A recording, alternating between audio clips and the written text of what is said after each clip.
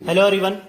तो दोस्तों आज की वीडियो में हम डिटर्मिनर्स में आगे वहीं से पढ़ेंगे। ठीक है, दो वीडियो हम लोग पढ़ चुके हैं, दो वीडियो देख चुके हैं आप लोग। अगर नहीं देखी है तो लिंक डिस्क्रिप्शन में मिल जाएगा। एक प्लेलिस्ट भी बना रखी है, पूरा जो है इंग्लिश का जितना सिलेबस है सारा कंप्लीट कराने वाला हूं। ठीक है, तो समझ में आपको बिल्कुल आएगा। मैं चाहता तो एक ही वीडियो में खत्म कर सकता था, लेकिन इसलिए नहीं, जितना आपका एग्जाम में आता है। ठीक है, एयरफोर्स, नेवी और आपका जो इंडियन कोस्ट गार्ड का एग्जाम होता है, तीनों एग्जाम को देखते हुए हम लोगों ने सिलेबस जो है सिलेक्शन किया हुआ है और उसी आधार पे हम लोग पढ़ाई करेंगे। ठीक है, तो अब मच और मैनी की आज बात करने वाले हैं। मच और मैनी। ठीक है, तो मच का सीधा आप ये समझ लो कि आपका जो है अनकाउंटेबल के साथ में ये यूज होता है। ठीक है, अनकाउंटेबल के साथ में आपका मच का यूज होता है और मैनी का यूज होता है आपका प्लूरल के साथ। ठीक है, अनकाउंटेबल जानते ही आप, जिसे आप गिन ना सकें। ठीक है, जिसे काउंट नहीं कर सकते हैं, फिर भी आसान भाषा में बता दे रहा हूं, वैसे आपको पता होगा। ठीक है, एग्जाम्पल देख लेते हैं, सीधे एग्जाम्पल से समझेंगे। आई हैव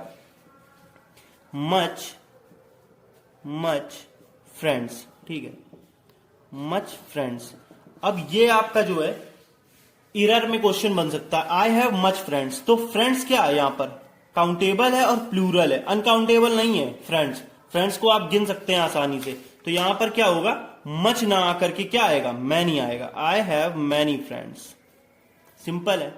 एक और देख लेते हैं। I don't have much money. तो यहां पर मनी क्या है? सीधी सी बात है, आपका मनी क्या है? अनकाउंटेबल है। अनकाउंटेबल है तो मच आ गया, तो ये यहां पर बिल्कुल सही हो जाएगा। ठीक है, आगे देख लेते हैं।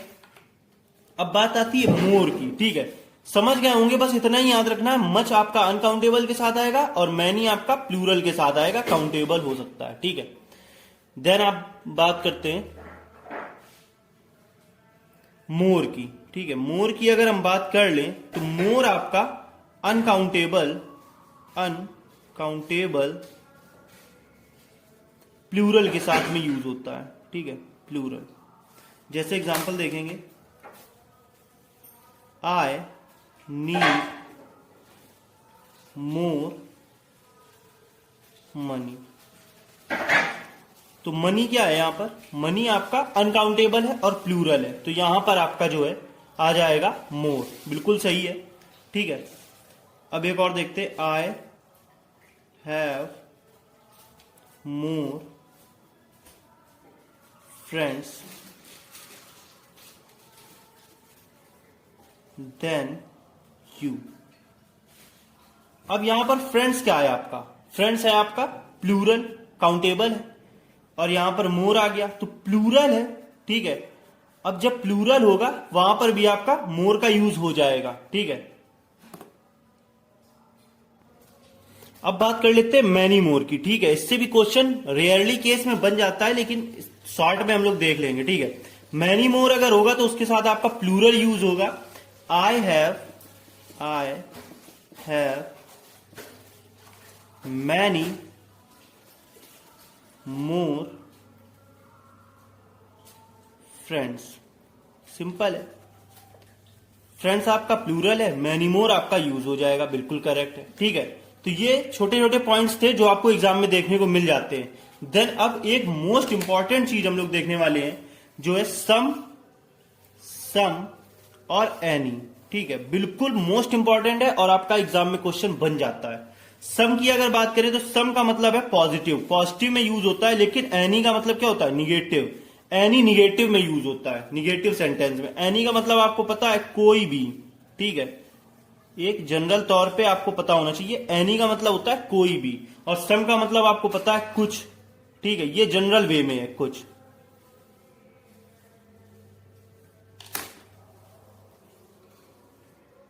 देन एक इंपॉर्टेंट पॉइंट आप नोट कर सकते हो, सम का यूज पॉजिटिव में होता है और एनी का निगेटिव में होता है। ठीक है, तो जैसे सिंपल सा एग्जांपल देखते हैं। I have some money. ठीक है, तो क्या है? मेरे पास कुछ धन है या पैसा है। एनी का यूज आपका जो है निगेटिव में ही होता है। एनी का एक अर्थ कोई भी होता है, वो मैंने आपको बता ही दिया हुआ है। ठीक है, एक ऐसे देख सकते हो, आस्क मी एनी क्वेश्चन। इसका जैसे ही डिटर्मिनेंट्स कंप्लीट होगा एक प्रैक्टिस की क्लास लूंगा, ठीक है। प्रैक्टिस की क्लास में आपके सारे डाउट्स क्लियर हो जाएंगे। तो दोस्तों एक पॉइंट आपको ये याद रखना है कि एनी का यूज जो है वो नॉट, विदाउट और हार्डली, जो भी आपके ये निगेटिव वर्ड है, ठीक है, नॉट, विदाउट, हार्डली, ये तीनों आपके निगेटिव वर्ड हैं। तो निगेटिव वर्ड्स के बाद में आपका एनी का यूज होता है, ठीक है। सेंटेंस में अगर ये 3 वर्ड आपको दिख जाते हैं तो इसके बाद आपका एनी का यूज हो जाएगा, ठीक है। एक चीज और है कि अगर आपका सेंटेंस जो निगेटिव है, ठीक है, कोई भी सेंटेंस जो कि निगेटिव है तो उसमें हैव अगर वर्ब है तो हैव अकेला वर्ब नहीं आएगा, ठीक है, अकेले हैव नहीं आएगा उस सेंटेंस में, हैव नॉट आ जाएगा या कोई भी निगेटिव सेंटेंस का वहां पर यूज हमें करना पड़ेगा। ये आप अपनी लैंग्वेज में, अपनी भाषा में लिख सकते हो पॉइंट, ठीक है।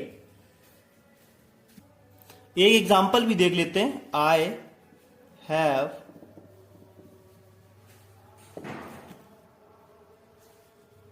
Any information. तो क्या है, यहां पर हैव यूज हुआ है तो यहां पर क्या आ जाएगा, I have not any information, और नॉट है तो आपका एनी का भी यूज हो गया, ठीक है। समझ में आ रहा होगा। और एग्जांपल देखते हैं।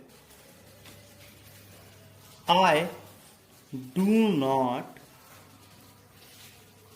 Have any information. तो यहां पर ये सेंटेंस बिल्कुल करेक्ट हो जाएगा। डू नॉट आपका ये हेल्पिंग वर्ब और ये आपका निगेटिव। यहां पर हैव मतलब कि आप समझ रहे हैं यहां पर मेन वर्ब की रूप में यूज हुआ है तो यहां पर एनी आ गया, ठीक है। तो ये बिल्कुल करेक्ट है आपका। एक इस तरह से आएगा, हैव यू एनी इंफॉर्मेशन, ठीक है। एग्जाम क्वेश्चन है, बिल्कुल ये आपका एग्जाम क्वेश्चन है, तो ये सेंटेंस यहां पर गलत हो जाता है, ठीक है। केवल हैव का यूज हुआ है, हैव आपका helping verb as a use हुआ है तो यहां पर एनी आ गया है, इसलिए ये सेंटेंस आपका यहां पर बिल्कुल गलत है, ठीक है। समझ में आ रही होगी मेरी बात। एक और देख लेते हैं।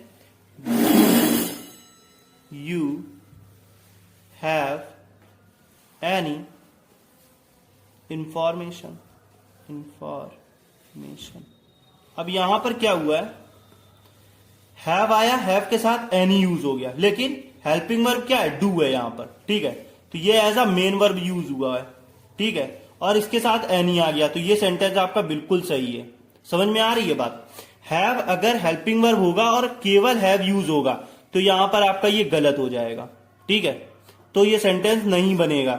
यहां पर अगर देखें तो हैव जो है वो मेन वर्ब यूज हुआ है और उसके साथ में एनी आया हुआ है। यहां पर भी मेन वर्ब है और यहां पर एनी आया हुआ है, ठीक है। तो ये चीज आपको कंप्लीट जो है समझ में आ गई होगी। एक ऐसे भी आ जाता है sentence, I have no information. तो यहां पर ये सेंटेंस भी आपका सही हो जाएगा, हैव के साथ नो का यूज हुआ है, ठीक है। तो ये सेंटेंस आपका सही है। नो का मतलब यहां पे समझ लो, नो का मतलब होता है नॉट एनी, ठीक है, नॉट एनी। ये चीज आपको पता होनी चाहिए, ठीक है।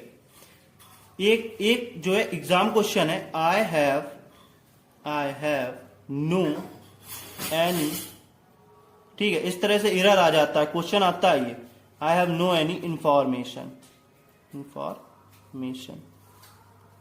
तो हैव और नो और फिर आपका एनी आ गया, तो अगर नो यूज हो गया है ना तो आपका एनी यूज नहीं होगा।